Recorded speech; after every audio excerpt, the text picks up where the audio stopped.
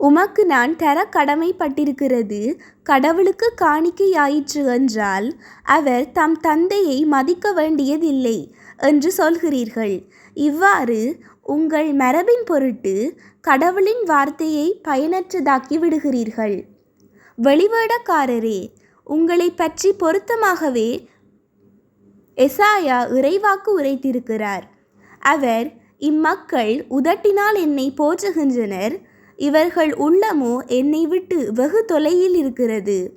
மனித கட்டளைகளை கோட்பாடுகளாக கற்பிக்கின்றனர், இவர்கள் என்னை வழிபடுவது வீணென்கிறார் என்றார்.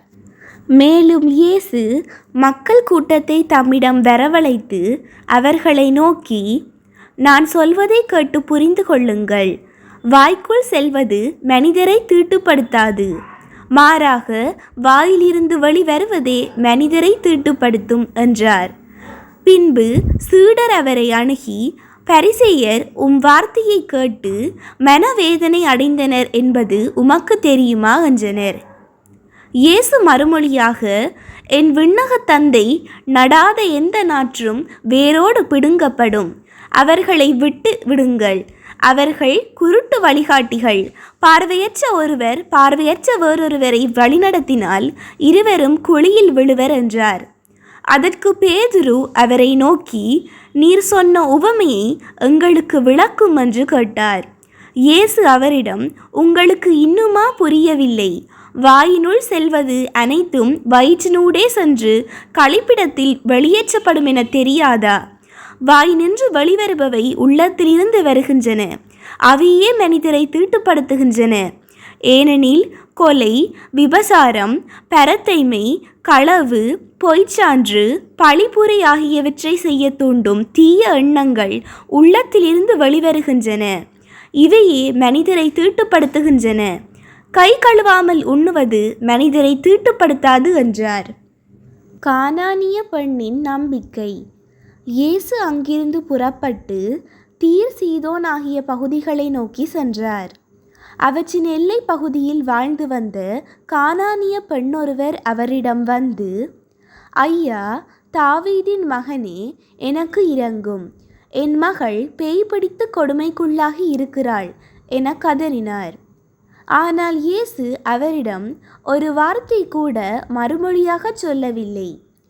சீடர்கள் அவரை அணுகி, நமக்கு பின்னால் கத்திக்கொண்டு வருகிறாரே, இவரை அனுப்பிவிடும் என வேண்டினர். அவரோ மறுமொழியாக, இஸ்ரேல் குலத்தாருள் காணாமற் போன ஆடுகளாய் இருப்போரிடமே நான் அனுப்பப்பட்டேன் என்றார். ஆனால் அப்பெண் அவர் முன் வந்து பணிந்து, ஐயா, எனக்கு உதவியருளும் என்றார். அவர் மறுமொழியாக, பிள்ளைகளுக்குரிய உணவை எடுத்து நாய்க்குட்டிகளுக்கு போடுவது முறையல்ல என்றார். உடனே அப்பெண், ஆமையா, ஆனாலும் தங்கள் உரிமையாளரின் மேசையிலிருந்து விழும் சிறு துண்டுகளை நாய்க்குட்டிகள் தின்னுமே என்றார். இயேசு மறுமொழியாக, அம்மா, உமது நம்பிக்கை பெரிது, நீர் விரும்பியவாறே உமக்கு நிகழட்டும் என்று அவரிடம் கூறினார். அந்நேரம் அவர் மகளின் பிணி நீங்கியது.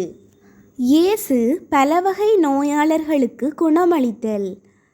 இயேசு அவ்விடத்தை விட்டு அகன்று கலிலேய கடற்கரை வழியாக சென்று அங்கே ஒரு மலையின் மீது ஏறி அமர்ந்தார். அப்பொழுது பெருந்திரளான மக்கள் அவரிடம் வந்தனர். அவர்கள் தங்களோடு கால் ஊனமுற்றோர், பார்வையற்றோர், உடல் ஊனமுற்றோர், பேச்சற்றோர் மற்றும் பிற நோயாளர் பலரையும் அவர் காலடியில் கொண்டு வந்து சேர்த்தனர். அவர்களை அவர் குணமாக்கினார். பேச்சற்றோர் பேசுவதையும், உடல் ஊனமுற்றோர் நலமடைவதையும், பார்வையற்றோர் பார்க்கிறதையும் கண்டு மக்கள் கூட்டத்தினர் வியந்து இஸ்ரேலின் கடவுளை போற்றி புகழ்ந்தனர். 4000 பேருக்கு உணவு அளித்தல். இயேசு தம் சீடரை வரவழைத்து, நான் இம்மக்கள் கூட்டத்தின் மீது பரிவு கொள்கிறேன். ஏற்கனவே 3 நாட்களாக இவர்கள் என்னுடன் இருக்கிறார்கள். உண்பதற்கும் இவர்களிடம் எதுவும் இல்லை.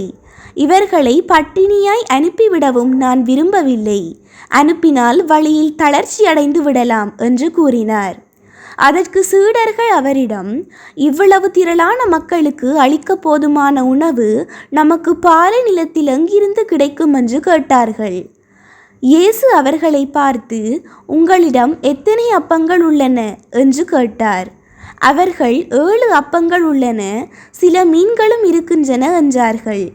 தரையில் அமருமாறு மக்களுக்கு அவர் கட்டளையிட்டார்.